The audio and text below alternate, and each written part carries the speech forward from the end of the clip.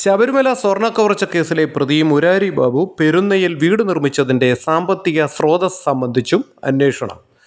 ക്ഷേത്രാവശ്യങ്ങൾക്കെന്ന് തെറ്റിദ്ധരിപ്പിച്ചാണ് വീട് പണിക്കുള്ള തേക്കുതടികൾ വാങ്ങിയതെന്ന് സൂചന. അതായത് ക്ഷേത്രങ്ങളിലെ പുനരുദ്ധാരണത്തിന് തേക്ക് തന്നെ വേണമെന്ന് ആവശ്യപ്പെട്ട് തടികൾ വാങ്ങുകയും അത് മുരാരിയുടെ വീടിൻ്റെ നിർമ്മാണത്തിന് ഉപയോഗിക്കുകയും ചെയ്തു. 2019 ശേഷമാണ് ഏകദേശം 2 കോടി രൂപ മൂല്യമുള്ള വീട് പണി പൂർത്തിയാക്കിയത്. അതായത് തേക്കിന് തന്നെ ചിലവാകുമായിരുന്ന ലക്ഷങ്ങൾ ദൈവങ്ങളുടെ കണക്കിൽ എഴുതിത്തള്ളി വീട് നിർമ്മിച്ചതാണ് മുരാരി ഉണ്ടാക്കിയ വലിയൊരു നേട്ടം.